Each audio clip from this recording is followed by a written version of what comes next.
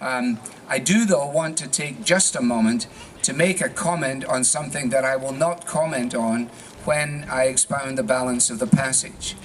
And that is just to say a word or two concerning the question of fasting.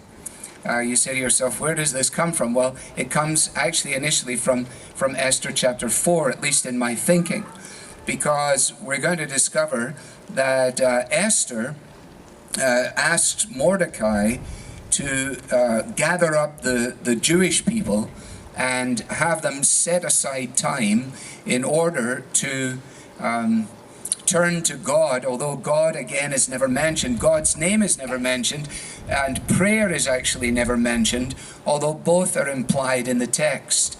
But I want just to give you a word or two concerning fasting, because there are questions on it that come up every so often, and the benefit of what I share with you is largely what I learned when I asked the same questions of my boss, back in 1975, namely Derek Prime, whose wonderful little book, Created to Praise, we've been giving away on the radio program this last week. But these are just some random statements to address it, so that when we come to it and I don't address it, some of you at least will be able to say, well, at least he said something about it that other evening when we were there. Okay? So, remember, Jesus says in Matthew chapter 6 that when you fast, that you shouldn't be like the Pharisees, who put on a big long face and who wander around and draw attention to themselves.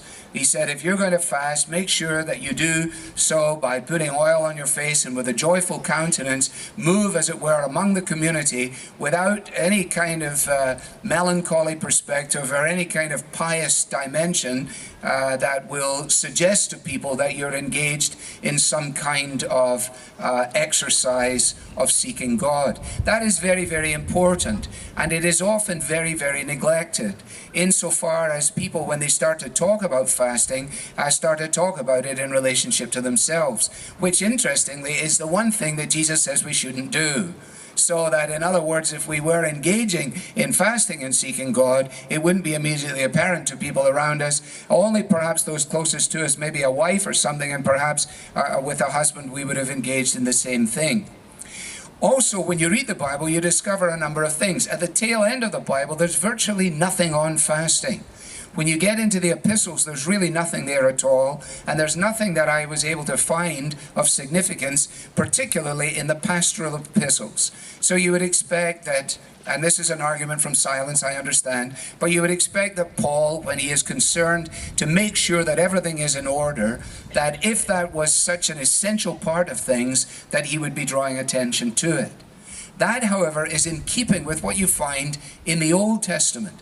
Because in the Old Testament, fasting is not obligatory. It was only obligatory on one day, and that was on the Day of Atonement. And the reason for that was because they were seeking God as per his directive in a particular and peculiar way. The Bible is so clear about the fact that there is no merit in fasting in and of itself. In fact, it is always seen as a regular accompaniment to prayer. So, for example, in the same context of Susa, when you go to the book of Nehemiah, Nehemiah's reaction is to weep when he hears the news from Susa. His counter-reaction is then to fast and to pray. And that's why I say to you that the response of Esther is really a response which acknowledges in the posture of her own life and those around her that they are in need of help outside of themselves. Mordecai actually has said to her that if you don't do something about this, you can be sure that help will come from another place. One of the enigmatic dark holes, as it were, of Esther. What essentially is fasting, though, if a person fasts? Well, it is a way of abstaining from anything that might interfere with our prayers. It is an expression to God of our sincerity or our earnestness. It is often and usually a recognition of the gravity of the circumstances. Remember, on one occasion, the disciples are unable to deal with somebody who is overcome by an illness. and their attempts to fix it are unsuccessful. The individual then tells Jesus, they say to Jesus, why is it that we cannot deal with this? And he says, these only come out by way of prayer and fasting. Sometimes, as a joke, as an accolade, after I've had a lovely meal with somebody, I say to them, I think I want to lie down on the floor. Just because I'm so full that I would just feel better about things lying on the floor. I'm not usually able to do it, but I like to do it. And the fact is that the more full of food we are, the less alert we are in our minds. The earnestness and the clarity of thought is directly related to the control of our diets. So to fast is to abstain from food for a period of time in the hope that this will sharpen our spiritual awareness and sensitivity, and also bring us a little closer to the things that are not seen but rather unseen, to the things that are not temporal but are rather eternal.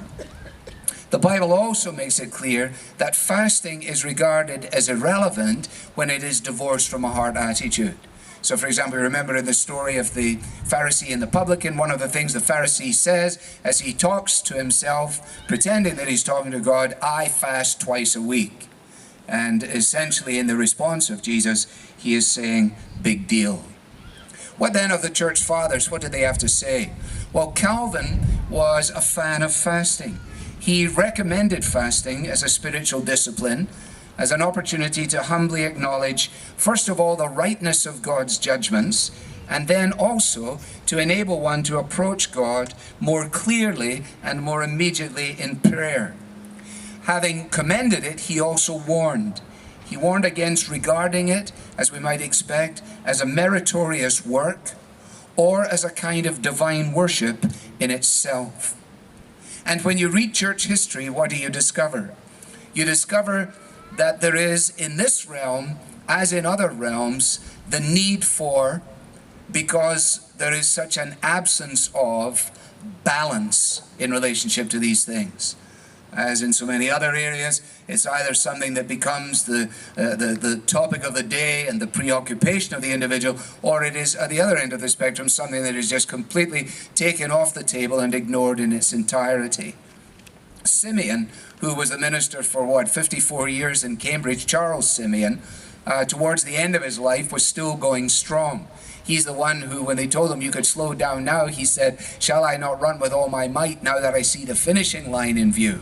So there was no sense in which he was coasting. That makes this comment of his on fasting all the more significant.